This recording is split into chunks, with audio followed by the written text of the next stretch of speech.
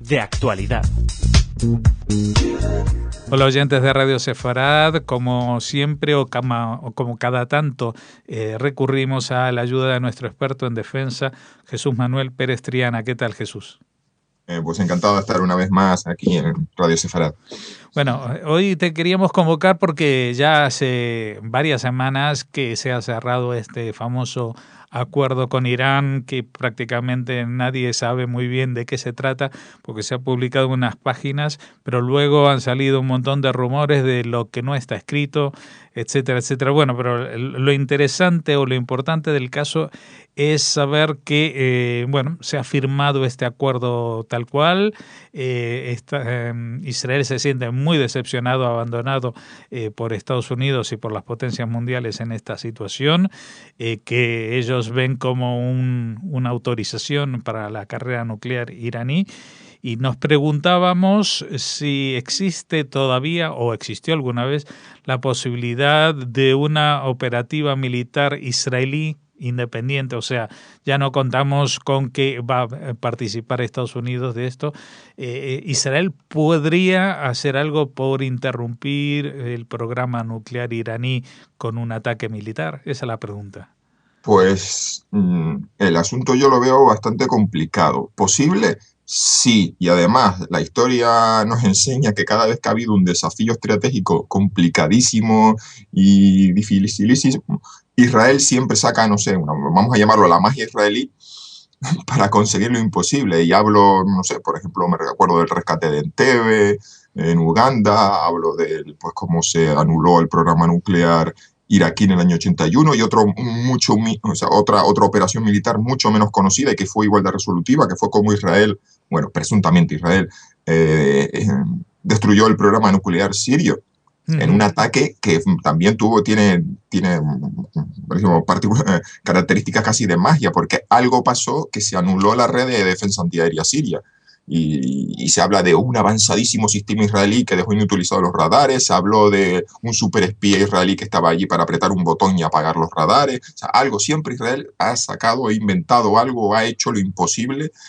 Y en este caso incluso podríamos pensar a lo mejor que podría contar con aliados imprevistos. Ya sabemos que no solamente Israel es el país más interesado en Oriente Medio en que Irán no tenga la bomba. Hay otros países que tampoco les hace la más mínima gracia y podría Israel pues contar con su ayuda, porque bueno, hay varias dificultades. Una es la enorme distancia entre Israel e Irán, los objetivos. Esa distancia encima tendrá que ser cubierta atravesando países presuntamente hostiles. Yo no creo, es la ruta más corta es por Irak, hacia Natanz, que es donde está la instalación iraní donde se enriquece uranio. Y yo no sé hasta qué punto un gobierno iraquí que depende de su supervivencia ahora mismo, de las milicias chiitas pagadas por Irán, por ejemplo, o sea, no me creo que Irak mire hacia otro lado. Luego otra ruta podría ser por Arabia Saudita, pero eso sería un escándalo mayúsculo. Sabemos que a Arabia Saudita le interesaría que Israel destruyera el programa nuclear iraní, pero no sé yo hasta qué punto, pensemos en la monarquía, los guardianes de los santos lugares, permitiendo que la aviación israelí atraviese su espacio aéreo. Y luego, no sé, a lo mejor hay alguna alternativa muy desconocida, puede ser, por ejemplo, Azerbaiyán. Es decir, el problema es que los aviones tendrán que ir y volver, y la alternativa quizás podría ser que no regresen directamente, hagan escala en algún otro sitio y demás. Pero bueno, podemos hablar de todos los aspectos técnicos. Uno es la distancia enorme. Otro, yo creo que es que Irán, hombre, evidentemente el problema, la diferencia, por ejemplo, de Irak y Siria, los iraníes sí se están esperando un ataque israelí. Se ha estado hablando de este tema, pero vamos, años y años. Recuerdo la visita del secretario de Defensa estadounidense, Leon Panetta, a Israel, que además volvió. Ahora uno entiende que ese tipo de declaraciones era un poco así como parte del teatro poli bueno, poli malo, pero es que regresó el secretario de Defensa estadounidense de Israel de una visita y dijo algo así como: estos israelíes, esto no vamos a conseguir parar. Y yo creo que estos van a atacar Irán de aquí al verano. Y lo dijo con todas las letras. Que en aquel momento ahora uno entiende que estaba pues metiéndole miedo a los iraníes. Pero que un secretario de Defensa estadounidense vuelva de Israel contando que tienen planes para atacar Irán y que iba a suceder en pocos meses. Vamos, que el problema es que no van a ser, o otra de las dificultades sería que Israel no contaría con el factor sorpresa. Ujú. Y yo creo que otro, si añadíamos distancia, falta de factor sorpresa, y en tercer lugar, se mezcla un poco la cuestión de, ¿tiene Israel toda la información encima de la mano? Y pongámonos en el papel de los planificadores. ¿Se conoce toda la distribución geográfica del programa nuclear iraní para poder llegar a decir, señores, si atacamos este punto, se paraliza, se colapsa el programa nuclear porque esta instalación es la única que tiene, es decir, que es la única irrepetible que los iraníes no tienen otra? Y lo que estamos viendo es que cuando yo empecé a estudiar la cuestión nuclear iraní en el año 2006, me acuerdo que se hablaba de Natanz, pero es que ahora ya se está hablando de unas cuevas en Fordo, otro lugar, y que cerca de Natanz también se estaba horadando una montaña. Entonces, ahí hay un problema de información, y dos, que claro, los iraníes saben que van a por ellos y están metiendo todo bajo de las montañas. Y la pregunta es una cuestión ya técnica en el plano militar. ¿Tiene Israel la bomba capaz de atravesar una montaña y destruir una instalación que está escondida dentro de una montaña? Estados Unidos sí, porque tiene bombarderos estratégicos enormes, lo tiene la bomba volante B2, bombardero volante, que puede llevar una bomba de varias toneladas, pero Israel no tiene esos aviones. Y por eso incluso se hablaba como compensación a Israel entregarle bombarderos estratégicos. Sonó por ahí en Estados Unidos alguno que dijo que, bueno, podemos tranquilizar a los israelíes dándoles bombarderos para que ellos pues, tengan un arma capaz de destruir el programa nuclear iraní. Ujú. Entonces, yo veo enormes dificultades Una técnicas, una sí, de pregunta. información y de capacidades. Bueno, y podemos ir detallando cada una, pero yo lo veo muy, muy complicado. Tú hablabas de la distancia porque suponías o presuponías de que los aviones tienen que volver. La pregunta es, la pregunta Sí. no es baladí porque en estos últimos años la tecnología de los drones y de los aviones sin tripulantes pues ha evolucionado muchísimo dentro de lo que conocemos, y supuestamente a nivel militar puede haber evolucionado mucho más. Se podría llegar a pensar en un avión capaz de volar a baja altura, de atravesar fronteras delicadas y llegar y hacer un ataque suicida incluso contra una cueva, y eso sería bastante más efectivo que... Bueno, la tecnología conocida todavía no ha llegado a eso. Y además, la bomba antibúnker más pesada, más grande que tiene Israel, anda en el torno de los 2 toneladas, 2.200 y pico kilos. Y hasta ahora todos los aviones sin piloto que hemos visto, pues tienen un alcance, bueno, pero no tienen las capacidades de un avión de combate. Es decir, podría ir volando a una velocidad lenta. Me refiero, no tienen la maniobrabilidad, no tienen la capacidad de carga de bomba. Sí podríamos pensar, por ejemplo, es una idea, que en Israel llegan a la conclusión de que destruir el programa nuclear iraní bien vale pues el valor de 4 o 5 aviones. Me explico. Si el problema está en ir y volver y poder reabastecer en vuelo esos aviones, pues que ellos lleguen a la conclusión de que, mira, no, hacemos en un viaje sin retorno, mandamos a 4 o 5 pilotos, bombardean aquello, regresan, y cuando están a punto de y que salten, se eyecten del avión en medio del Mar Rojo y que un barco israelí esté ahí esperándoles, algo así, no sé, se me está ocurriendo como esto es un tipo de locura, pero que podríamos llegar a ese, que el día que se haga, pues resulta que los israelíes nos sorprendan con una táctica o con una vía de hacerlo que no se nos había imaginado. Estoy seguro que allí en Israel tienen que haber estado dándole vueltas a este tema. Porque de hecho, vamos, recuerdo que se mencionó la pista Azerbaiyán, se ha hablado de las relaciones de Israel con Eritrea, se ha hablado de todo. Y yo creo que si algún día se llega a hacer, pues no sé, a lo mejor yo creo que nos sorprende. Pero aún así, yo creo que este análisis yo creo que ha estado sobre la mesa, de que es muy difícil. Por eso hemos visto que la diplomacia ha estado en marcha, y dos, sobre todo lo que hemos visto es que las acciones que se han hecho contra el programa nuclear iraní no son del ámbito militar. Me explico. Ha habido sabotaje, ha habido ciberguerra, ha habido misteriosas muertes de científicos.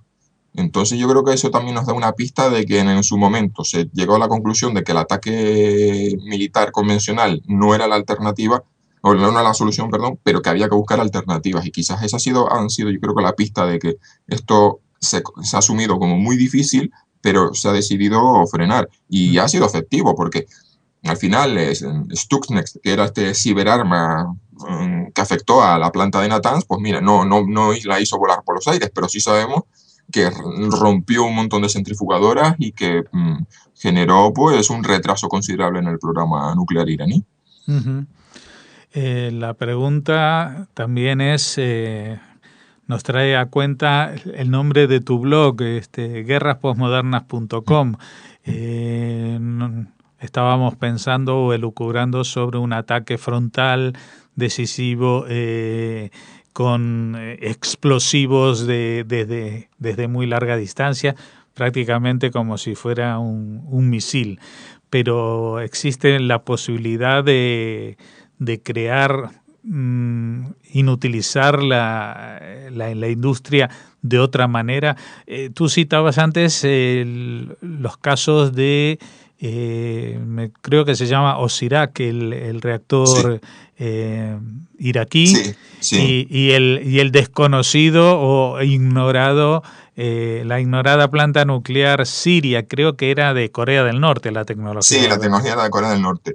Lo que pasa es que, claro, Irak y Siria tomaron otra vía tecnológica. Es decir, hay varias formas de fabricar, formas de fabricar una bomba atómica. Una de ellas es montar una central nuclear y gastar, y a la hora de cuando se consume el uranio, se genera así como un detrito, como un residuo que se genera plutonio, que además es muy inestable y se disuelve. Pero entonces, si tú modificas la central nuclear, consigues que ese plutonio se mantenga. Y entonces se hace una bomba atómica de plutonio. Lo que pasa es que es todo en una sola central nuclear. Y claro, para Israel fue, sabiendo que se estaba construyendo la central nuclear en Irak y que además esa central nuclear tiene una cubierta de hormigón armado para que, porque la radiación y no sé qué, pues antes de que le pusieran el techo de hormigón y estaba aquello en obra, lo bombardearon y, lo destruyeron. Y en el caso de Siria fue exactamente igual. Es decir, estaban construyendo una sola central nuclear con tecnología norcoreana y antes de que terminasen de ponerla en marcha, la bombardearon. El problema de Irán es que ellos evidentemente han querido hacer un programa de nuclear muchísimo más resistente, más resiliente. Y han intentado todos los caminos. Que si procesadores de agua pesada, que si central nuclear, que si enriquecimiento de uranio, que es uno de los caballos de batalla y uno de los temas centrales del acuerdo nuclear. Hasta dónde puede enriquecer uranio Irán y las centrifugadoras y demás. Es decir, el camino que ha seguido Irán es más complejo en el sentido de que tiene más partes, más elementos, no está todo concentrado en una sola edificio donde lo destruyes y lo paras. Por eso es tan complicado, porque yo planteaba, digo, bueno, si Israel adopta la solución militar, ¿en qué momento? Es decir, lo primero que va a preguntar el primer ministro israelí es, ¿estamos al 100% seguros de que todo, es decir, tenemos identificadas todas las instalaciones y se las tenemos todas localizadas de tal forma que este ataque, porque además si se hace uno no se va a poder hacer un segundo? Me parece que va a ser, si Irán entraría, podemos imaginar las consecuencias. Si es como una sola bala. Entonces es absolutamente diferente. Lo que sí sabemos, y además recuerdo, fue a finales de 2011, en el intervalo de un mes empezaron a pasar un montón de cosas curiosas. Recuerdo que hubo una explosión muy misteriosa en una planta siderúrgica iraní. En esa planta siderúrgica se fabricaban aceros especiales que se utilizan para fabricar misiles y también elementos del programa nuclear. Es decir, a lo mejor la planta, las instalaciones nucleares iraníes no se pueden destruir, pero sí las fábricas que le suministran piezas clave. Pero es que en el mismo mes, además, estalló una base de misiles balísticos a las afueras de Teherán, en la que justamente el día que estaba de visita, el comandante en jefe de la fuerza de misiles de los Pasdarán, de los Guardianes de la Revolución, en ese mismo mes, además, murieron varios científicos. Y decir que a lo mejor no se puede destruir en sí la planta nuclear o la planta de procesamiento nuclear, pero sí se puede destruir, por ejemplo, las fábricas que les dan suministro, los científicos que trabajan en ellas, y además todo esto en el fondo no más que para poner una bomba atómica en la cabeza de un misil. Entonces también destruyendo o alterando o impidiendo el desarrollo tecnológico de los misiles. Lo que sucedió fue que fue una cosa muy curiosa, yo digo curiosa, de que pasasen tantas cosas en un intervalo de tiempo tan corto. Y además hay una cosa muy curiosa, y es que cuando perdón porque no recuerdo el tiempo, pero en una de las siguientes elecciones o algo, el que entonces fue jefe del Mossad concedió una entrevista, ya jubilado, muy enfadado, porque decía que esto de hablar de Irán como amenaza nuclear era una tontería, porque él, además ahí se le notaba el orgullo profesional, él había consagrado su carrera como director del Mossad a destruir las capacidades nucleares iraníes, y que ahora le fastidiaba un montón que se estuviese hablando de que Irán tenía capacidades o iba camino a construir una bomba, cuando él, la obra de su vida, su capilla Sistina, su obra cumbre, su obra magna había sido frenar el programa nuclear iraní. Y él, desde el orgullo profesional, le daba rabia que se hablase y me pareció muy curioso, porque salió de su jubilación el hombre a conceder una entrevista nada más que por orgullo profesional, de que él había conseguido todas aquellas cosas y que no se le estaba reconociendo el mérito al hablar y al asustar a la gente de las capacidades nucleares iraníes. Y yo creo que esos acontecimientos de finales del 2011 por lo menos retrasaron, no se sabe cuántos años en este caso, no sabemos, bueno, evidentemente a ciencia cierta no se sabe, pero sé que fueron un masazo bastante gordo al programa nuclear iraní y se retrasó en un número X de años. Una pregunta, Jesús. El tema del armamento atómico. Existen las bombas atómicas que estallan y ya sabemos, hemos visto por los documentales de Hiroshima y Nagasaki los efectos, pero existe lo que se llaman las bombas sucias, o sea, son bombas que no estallan igual que una bomba atómica, pero que sí que desperdigan materiales radiactivos. Es coger material radiactivo y ponerle una bomba convencional en un área muy concurrida de gente, y cuando eso estalla, el polvo radiactivo se dispersa y entonces pues la radiación pues tiene efectos nocivos. Lo que pasa es que a todos los expertos que yo he leído sobre el tema dicen que, bueno, que sus efectos son muy limitados, en el sentido de que, bueno, en fin, no sé, no es lo mismo. Me imagino que en un lugar concurrido como la Puerta del Sol puede ser, me estoy hablando de un sitio muy concurrido con mucha gente, pero depende mucho de las corrientes de aire. Los que entienden de esto te hablan de que los patrones de dispersión no son tan grandes como nos podemos llegar a creer, en el sentido de que tendríamos que estar en un sitio como, no sé, a lo mejor en lo alto de un edificio con muchas corrientes de aire para que alcanzase una masa de gente muy grande. Y otra cosa es el material, en este caso, no hace falta tener un programa nuclear como el de Irán, hasta incluso material nuclear que se emplea en un hospital, robado y manipulado, puede emplearse. Si pensásemos como en Hezbollah o jamás quisiesen hacer bombas sucias, por ejemplo, si estamos hablando de las amenazas de Israel, pues a lo mejor no hace falta necesariamente tener un programa nuclear de enriquecimiento de uranio detrás para intentar hacer algo así. De hecho, se estaba hablando estos días en Ucrania, pero tampoco he profundizado mucho en la noticia. Bueno, esta es la situación tal como la vemos ahora y tal como se puede interpretar desde la lógica. Tú antes mencionabas justamente de que, digamos, históricamente Israel había tenido algunos hitos que, digamos, superaban estos obstáculos aparentemente insuperables y de pronto montaban unos operativos espectaculares. ¿Tú crees que hoy en día el ejército de Israel o en general, vamos allá, porque para esto no solamente interviene el ejército, también intervienen los servicios de inteligencia, los satélites, etcétera, etcétera? ¿Israel estaría en condiciones de montar un operativo espectacular, o crees que van a aguantar todo lo que es posible para volver a contar con Estados Unidos como aliado ante cualquier contingencia? Pues yo me voy a limitar a ver lo que ha sucedido. Yo creo que es que Israel tiene sobre la mesa los problemas técnicos, entonces yo creo que optarán, o si van a tomar una decisión, yo creo que seguiremos el ejemplo, es decir, hacer toda una serie de acciones que ralenticen el programa, porque además yo veo muy difícil la idea, además yo creo que incluso a lo mejor estamos partiendo de una idea, no sé, me parece un poco equivocada la idea de realmente si se bombardea un solo sitio, se para el programa nuclear iraní para siempre. Me refiero, se vuela por los aires una instalación nuclear iraní, ¿vale? Se pierde material, se pierden miles de millones en equipos que son carísimos y difíciles de reponer, con lo cual Irán tendría que volver a gastar muchos recursos, volver a montar esa planta, afinarla y demás. Morirá personal especializado, pero la voluntad del Estado iraní de tener la bomba, ¿cómo se puede frenar eso?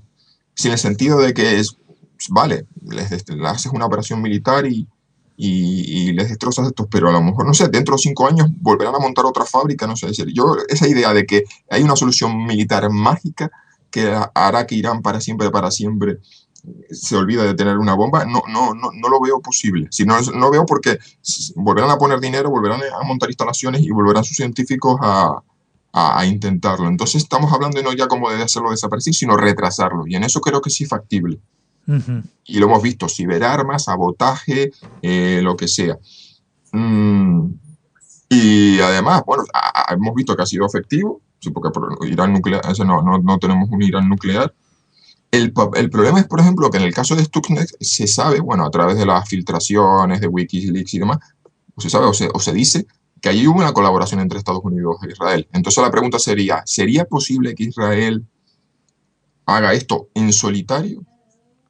Pues, la experiencia también me dice que sí. Yo creo, por ejemplo, la infiltración en Siria la hizo Israel solo. Además hubo bastante cabreo cuando los Estados Unidos, que tenían otros intereses, por ejemplo, presionar a Corea del Norte, dándoles a entrever, sabemos lo que estáis haciendo en Siria, y sacaron fotos del interior de la central nuclear siria y demás, y en Israel se cogieron un cabreo enorme, porque esas fotos habían dedicado recursos a infiltrarse en esa central nuclear, y Estados Unidos, que estaba en otra partida, y esto es quizás uno de los principales problemas de las relaciones Israel y Estados Unidos, y es que Estados Unidos muchas veces está a otra partida, a otra cosa, aprovechó la información que Israel había conseguido. Entonces, y quizás lo que sí veamos, y esto, bueno, ya es obvio, veremos acuerdos bajo acuerdo o bajo mesa, veremos que quizás los países del Consejo de Cooperación del Golfo Israel surja aquí, como decía la película Casablanca, que sea el comienzo de una bonita amistad. Uh-huh. Especialmente Arabia Saudí, ¿no? Sí, y Emiratos Árabes Unidos, que es el país que sobre todo que más está gastando en defensa y en dotarse de capacidades militares, porque Arabia Saudí gasta mucho, pero sus fuerzas armadas no son verdaderamente operativas. Allí siempre han tenido mucho miedo de un golpe de Estado y demás, pero Emiratos Árabes Unidos sí se ha adoptado la voluntad de ser un actor relevante. Lo vemos interviniendo en Somalia, ahora hay tropas de Emiratos Árabes Unidos desplegadas en Yemen, y es un país pequeño, además que ha trazado alianzas con Francia y demás. Lo vemos como que es un país que da igual el número de habitantes, ellos son, por importancia económica, por voluntad, un actor geopolítico relevante ahora mismo. Entonces, ya además, estos acuerdos no son novedosos, es decir, esto no depende únicamente de la amenaza nuclear iraní, ha estado sucediendo con cosas, por ejemplo, como el yihadismo, porque es un enemigo común a los países árabes y a Israel. Entonces, quizás, mientras Estados Unidos intentó por lo menos Obama decir alejarse de Oriente Medio, lo que llamó el pivote, el giro hacia Asia para centrarse en China, y hemos visto que en el 2013 decidió no bombardear Siria, ha firmado este acuerdo, es decir, ha decidido no implicarse del todo y demás, cerrar un acuerdo que presumimos que tiene muchos flecos sueltos y muchos fallos, entre otras cosas, el régimen de inspecciones, porque todo esto gira en torno a la buena voluntad de Irán y a la capacidad que tienen los actores externos de, uno, observar y vigilar la buena voluntad de Irán, y dos, luego la capacidad de castigar las desviaciones del acuerdo. Entonces tenemos la sensación todos de que Estados Unidos ha firmado un acuerdo ahí medio, y entonces Israel se encuentra que quizás ahora va a tener que empezar a mirar a su alrededor y ver quién son amigos, enemigos o enemigos de los que no se pueda presumir. Y no sé, quizás lo que veamos una reorientación de alianzas en Oriente Medio. Bueno. Te agradecemos, Jesús Manuel Pérez Triana, como siempre, tus colaboraciones. Las recordamos a los oyentes que de este tema y de muchos más que tienen que ver con las tensiones bélicas en el mundo pueden encontrarlo en guerraspostmodernas.com, tu blog en internet. Muchas gracias por habernos ayudado a entender un poquito mejor las posibilidades e imposibilidades de resolución de este conflicto. Gracias por la invitación para hablar una vez más en Radio Sefarad. Thank you.